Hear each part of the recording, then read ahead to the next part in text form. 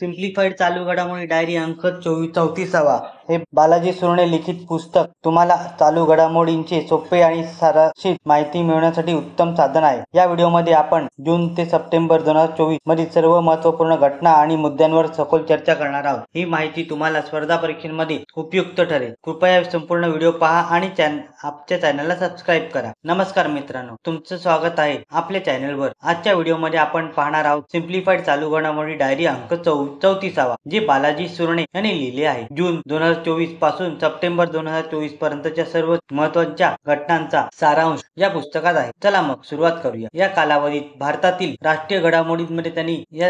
भारतातील प्रमुख घडामोडींपैकी काही मुद्दे आहेत. नवीन शैक्षणिक धोरणाचे अपडेट, डिजिटल इंडिया योजनेतील प्रगती, महत्त्वपूर्ण राष्ट्रीय धोरणे आणि आर्थिक निर्णय हे विषय परीक्षांच्या दृष्टीने खूप महत्त्वाचे आहेत, त्यामुळे यांच्याकडे विशेष लक्ष द्या. आंतरराष्ट्रीय चालू घडामोडीमध्ये जून ते सप्टेंबर या काळात जागतिक स्तरांवर काही प्रमुख घडामोडी घडल्या आहेत. जागतिक प्रमुख राजकीय घडामोडी, युक्रेन रशिया संघर्षांवरील नवीन अपडेट, संयुक्त राष्ट्राच्या नव्या धोरणाचा आढावा. हे मुद्दे विविध स्पर्धा परीक्षांमध्ये विचारले जाण्याची शक्यता आहे. विज्ञान आणि तंत्रज्ञानामध्ये या काळातील विज्ञान आणि तंत्रज्ञानाच्या जगातील नवीन संशोधन आणि प्रगती याच्यात दिलेली आहे. इस्रोचे महत्त्वाचे मिशन, आर्टिफिशियल इंटेलिजन्स आणि रोबोटिक्स मधील प्रगती, नवीन जैव तंत्रज्ञान प्रकल्प, हे सर्व अपडेट तुम्हाला विज्ञान व तंत्रज्ञानाच्या सेक्शनमध्ये मदत करतील. आर्थिक चालू घडामोडीमध्ये आर्थिक क्षेत्रातील प्रमुख अपडेट्स, भारतीय स्टॉक मार्केटमधील बदल, नवीन कर धोरण, RBIचे नवीन निर्देशन हे मुद्दे परीक्षांमध्ये अर्थव्यवस्थेशी संबंधित प्रश्नांसाठी उपयोगी ठरतील. क्रीडा व चालू घडामोडीमध्ये त्यांनी ऑलिम्पिक